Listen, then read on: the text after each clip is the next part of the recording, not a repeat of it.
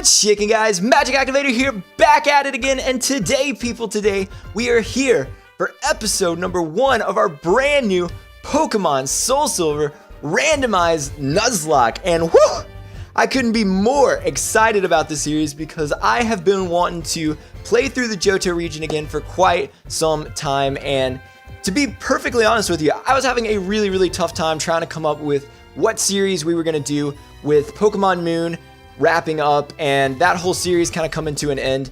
And finally I was like, you know what?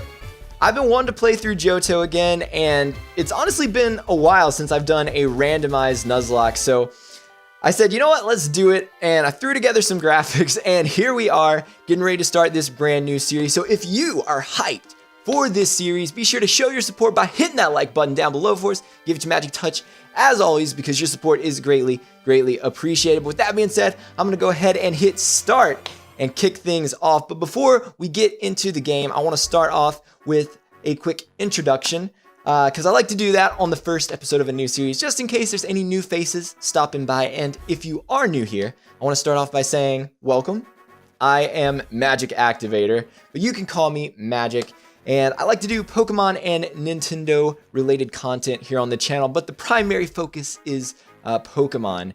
And I like to keep things nice and PG here, nice and family friendly, because honestly, Pokemon and Nintendo games in general are just games made for all ages that everyone can enjoy. So I like to keep everything nice and family friendly for that reason. Plus, I'm a pretty PG guy in real life anyway, so that's just how it is. But I do like to have fun, I like to goof off, I like to do stupid voices, and you'll be seeing some of that very soon, I can assure you. But with that being said, let's go ahead and put in that we don't need any info because I know all about how to play some Pokemon. Alright, and for those of you guys who are familiar with the second generation games, you guys already know who this is, so let me go ahead and channel my inner Professor Oak voice right now, alright? Looks like the sun is descending in the sky. So this would be what is called twilight, wouldn't it? Sorry to keep you waiting. Welcome to the world of Pokemon. My name is Professor Oak, but everyone calls me the Pokemon Professor. Before we go any further, I'd like to tell you a few things you should know about this world. And I forgot that before you get into the game, you can't change the text speed, so we're gonna have to wait until we actually get the ability to change the text speed fast, because this slow text speed is gonna kill me, because I'm already bad enough at reading in these games. If you've seen any of the other series on the channel, you already know that, but we're gonna rock out with it until we have a chance to change all of that. So anyway.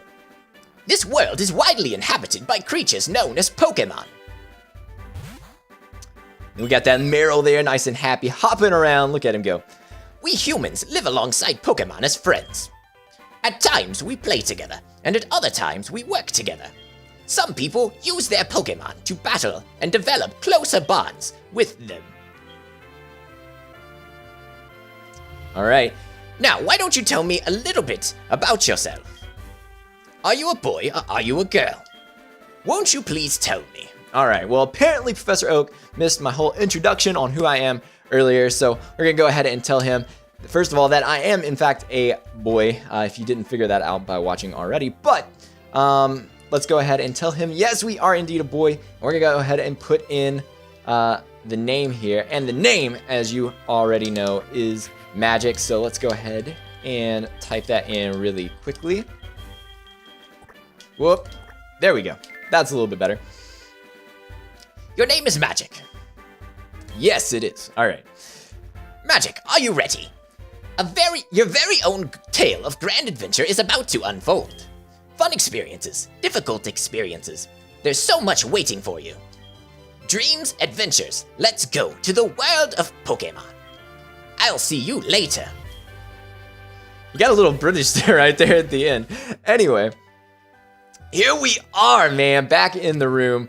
Super nostalgic for me because the original Gold and Silver were actually the first Pokemon games that I ever played, which is kind of wild. So it's really fun to play these remakes and see all of that like reimagined in the 4th gen graphics and everything. But anyway, let's go ahead and talk to Mom. And here's the disclaimer. Here is something that you will find out very, very soon if you didn't already, is I am terrible at doing female voices because, I don't know, it's just difficult for me. So pretty much all of these voices for female characters are probably gonna end up sounding just about the same. But we're gonna go ahead and give it the old college try. We're gonna drink a little bit of water and see if we can't channel this inner female voice. Hi, Magic. You're finally awake. Your friend Lyra was just here. She was playing hide and seek with her Meryl. Oh, I almost forgot. Our acquaintance, Professor Elm, was looking for you. He said he had a favor to ask of you. You know where the lab is, right? It's right next door to us. By the way, do you have everything you need to go out? Here, use this bag to carry things. This is your trainer card. Whoa, that voice crack right there. Here, you can save a record of your progress. These are also rather helpful. Just try touching the buttons, and you'll know what to do in no time. All right, so now we got options. So I'm gonna go ahead, before we go any further, I'm gonna jump in here. I'm gonna change my text speed to fast, and then we're gonna go down here and I'm gonna see which frame that I want to use. And ooh, purple. I do like me some purple, so you know what? Yeah, let's go with that one. I gotta go with the purple one. All right, so let's confirm that. And now we are ready to go outside and enter into the grand world of Pokemon. But first, we're gonna run into this little Meryl here.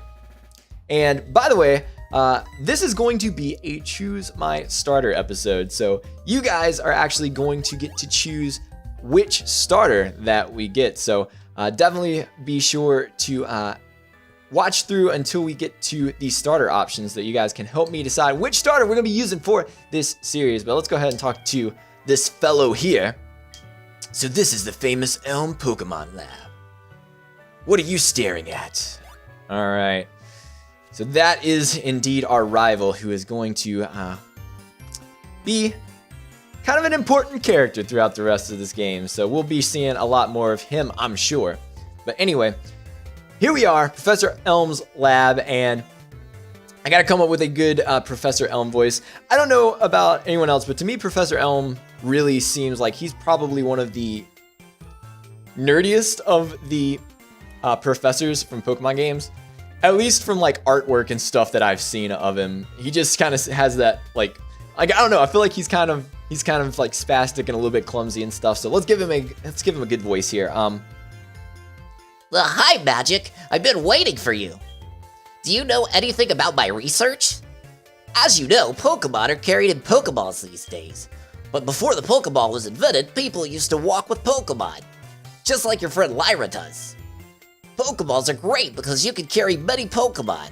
But walking with Pokemon must have some advantages. It could have something to do with how Pokemon grow or evolve. So, I'm going to give you a Pokemon. Can you walk beside this Pokemon outside of its Pokeball to see if it brings any special feelings or bonds between Pokemon and people? The device over there has some Pokemon you can choose from. And he's gonna get a nice little phone call, or actually he gets an email. That always confused me. I don't understand why they do a phone ringing sound to say that he's getting an email, but anyway. Oh, hey, I got an email. Okay. Hey, listen, I have this acquaintance that people call Mr. Pokemon. He keeps finding weird things and raving about his discoveries. Anyway, I just got an email from him saying that this time it's real. It's probably another Pokemon egg, but we're still so busy with our Pokemon research. Wait, I know! You can go in our place, right? Can we count on you? You can choose one of the Pokemon over there. I like how he didn't even like let us respond. He just straight up said, you can do it. It'll be cool. So I'm gonna go ahead and save the game right here. And we are about to check out our starter options. And as I mentioned earlier, this is a randomized Nuzlocke. So we're gonna be doing all the standard Nuzlocke rules, which are you can only catch the first Pokemon you encounter per new area. If a Pokemon faints, it's considered dead and it must be either released or boxed. And the third rule is you must nickname every Pokemon that you catch to strengthen the emotional bond and connection between you and the Pokemon. So anyway, all that is applied, and of course we'll be doing all the stuff like dupes claws, species claws, and I guess shiny claws as well.